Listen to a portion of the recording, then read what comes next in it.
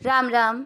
आज हम श्रीमद् भगवद गीता के अध्याय 2 सांख्य योग का श्लोक 28 संस्कृत उच्चारण और हिंदी अर्थ सहित समझेंगे। पहला चरण अ आदि व के साथ य पूरा व्य। अब व्य के बाद में लिखा उसका मतलब हुआ आधा क और त पूरा। त पे आ की मात्रा तो बन जाएगा अव्यक्ता। दी की मात्रा बड़ी लंबा खींचना है, दी। नी की मात्रा छोटी नहीं खींचना। अव्यक्ता दीनी। देखो दी और नी में मात्रा के उच्चारण में कितना फर्क है। हम दी को खींच रहे हैं, नी को नहीं। दीनी, दीनी नहीं कर रहे हैं, दीनी। भू की मात्रा बड़ी लंबा खींचना है, भूतानी। नी की मात्रा यहाँ पे भी छोटी, लंबा नहीं खींचेंगे। मतलब लंबा नहीं खींचने का मतलब है कि आप जितना नॉर्मल टोन में बोलते हैं वैसे बोलना है आपको, और जब मात्रा बड़ी होती है तो उसको नॉर्मल टोन से हल्का सा खींच के, हल्का सा ज़्यादा समय देते हुए बोलना है। पहला चरण रिपीट, अव्यक्तादीनि भूतानि। दूसरा चरण आधे व के साथ या पूरा व्य के बाद में लिखा है आधा क और त पूरा व्यक्त। म पूरा म में मिक्स करेंगे म।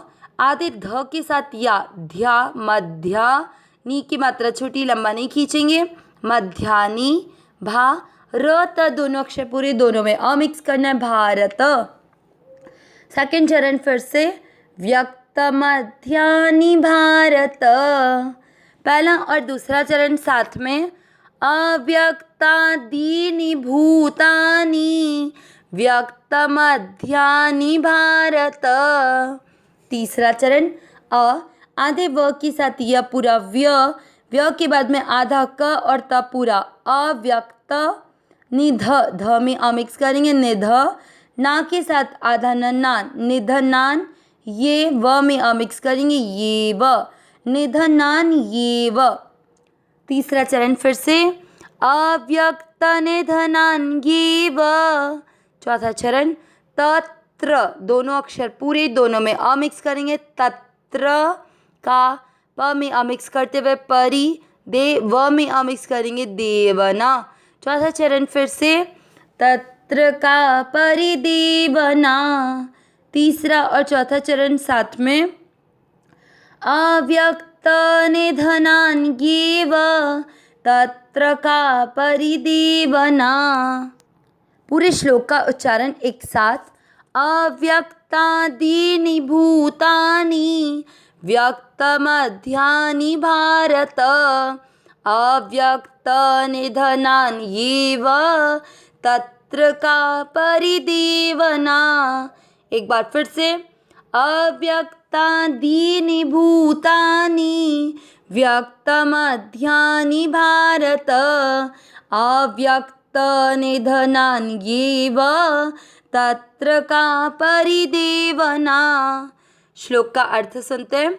वैसे श्लोक का अर्थ आज के श्लोक से ही सुनने से ही आप लोग को काफ़ी हद तक समझ में आ रहा होगा।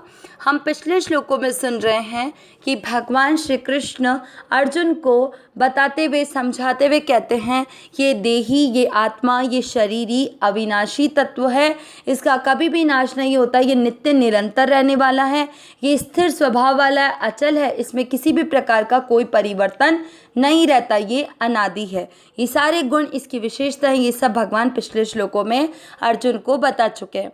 भगवान ने ये भी कहा कि जब आत्मा हर समय एक जैसी रहने वाली है, उसका नाश नहीं होता, तो शोक करने का कहीं विषय उठता ही नहीं है, ये आत्मा निर्विकारी है। फिर भगवान ने अर्जुन को एक बात और कही, अगर तुम इस आत्मा को विकारी भी मानते हो, मतलब इस आत्मा को ये भी मान लेते हो कि ये परिवर्तनशील है, जबकि वास्तविकता में ऐसा होता नहीं है, लेकिन भगवान फिर भी अर्जुन को समझाते हुए कहते हैं कि अगर तुम इस शरीरी को विकारी मानते हो तो भी तुम्हें शोक करने का कोई विषय उठता ही नहीं। क्यों? क्योंकि अगर हम उसको विकारी मानते हैं तो जो मर रहा है उसका जन्म होगा, और जो जन्म ले रहा है उसकी मृत्यु निश्चित है, इसलिए उसके लिए शोक करने का सवाल उठता ही नहीं है।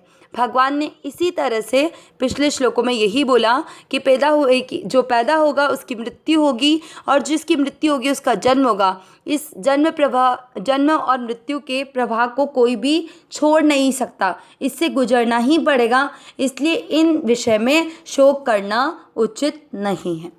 अब भगवान अपनी बात को और समझाते हुए अर्जुन को किस तरह बता रहे हैं, सुनते हैं। अव्यक्तादीनि यानी जो अव्यक्त थे, कब? जन्म से पहले। तो जन्म से पहले जो अप्रकट थे, भूतानी सभी प्राणी, क्योंकि भूतानी बहुवचन शब्द है इसलिए यहाँ पर सभी प्राणी आया है। भूत का अर्थ प्राणी होता है।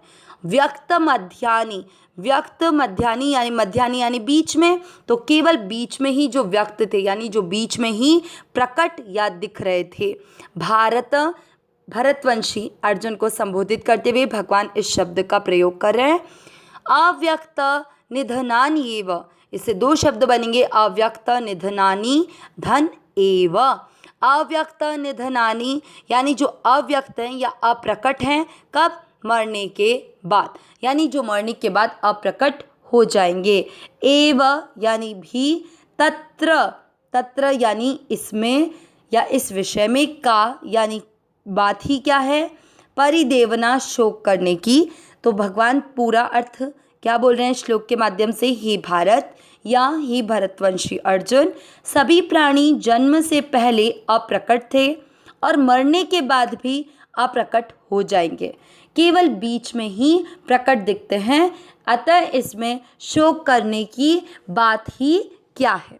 तो भगवान ने अपने श्लोक के माध्यम से क्या समझाया अर्जुन को कि जितने भी प्राणी हैं जो यहाँ पर शरीर दिख रहे हैं वो सब जन्म से पहले भी अप्रकट थे, मतलब दिख नहीं रहे थे, वो अप्रकट थे। और जब मर जाएंगे उसके बाद में भी ये शरीर दिखेगा क्या? नहीं दिखेगा। ये हम सब जानते हैं कि जब तक किसी भी प्राणी का जन्म नहीं होता उससे पहले वह प्रकट नहीं होता है, वो दिखता नहीं है। जैसे ही वो जन्म लेता है तो वो शरीर के माध्यम से वो हमें दिखता है, ठीक है। तो भगवान ये बोल रहे हैं कि केवल वो बीच में ही प्रकट दिखता है, क्योंकि हमें ये शरीर दिखता है तो हमको लगता है ये प्रकट है। वास्तविकता तो क्या होती है कि वो शरीर जब से जन्म लेता है उसके हर क्षण के साथ उसका नाश होना शुरू हो जाता है, तभी तो हमारी मृत्यु होती है। ऐसा नहीं है कि एक ही दिन में मृत्यु आती है, जन्म के हर क्षण के साथ इस शरीर का क्षय होना शुरू हो जाता है और अंत जब हमारा आता है, जो हमारी मृत्यु का समय आता है, उस समय यह शरीर पूरी तरह से नष्ट हो जाता है। तो भगवान ये बोल रहे हैं कि जो बीच में प्रकट दिखाई देता है वास्तविकता में वो भी प्रकट नहीं होता है, वो भी केवल हमको दिखाई देता है भाव रूप से, केवल लगता है कि ये शरीर है, जबकि वास्तविकता में उस समय भी वहाँ पर विनाश ही हो रहा है। तो इसलिए जो जन्म से पहले भी नहीं था, जो जन्म की मृत्यु के बाद में भी नहीं रहेगा और जो बीच में भी हर क्षण नष्ट को ही प्राप्त हो रहा है, तो उसके लिए शोक करना उचित नहीं है। ऐसा समझाते हुए भगवान कह रहे हैं कि केवल जो सत्ता हमको दिख रही है बीच में, वो केवल और केवल इस शरीरी, इस आत्मा, इस देही के कारण ही है, क्योंकि वह अविनाशी तत्व है और वो अविनाशी तत्व है इसीलिए वो शरीर की भी सत्ता को प्रकट कर रहा है। अब अगर आप इसको नॉर्मल अर्थ में समझें, अगर आप ये सोचो कोई चीज़ यहाँ से एंटर करते हुए नहीं दिख रही है और वहाँ से बाहर आने के बाद में भी नहीं दिख रही है, तो अगर वो अंदर है तो वो आपको कैसे पता चलेगी? कहने का मतलब कि जो न पहले थी, न जो पहले दिख रही है, न वो बाद में दिख रही है, तो उसकी बीच में भी सत्ता नहीं है। लेकिन जो पहले भी दिख रही है और जो बाद में भी है, मतलब वो बीच में भी है। कहने का तात्पर्य क्या हुआ कि जो न पहले था, न बाद में है और न बीच में है, वो है शरीर। लेकिन जो पहले भी था, मतलब जन्म के पहले भी था, जो मृत्यु के बाद में भी रहेगा, मतलब वो बीच में भी है, और वो है देही यानी आत्मा। अविनाशी सहज सुख राशि, हे नाथ, हे मेरे नाथ, मैं आपकी शरण में हूँ, आप कृपा करें, मैं आपको भूलूँ नहीं। नारायण नारायण नारायण नारायण।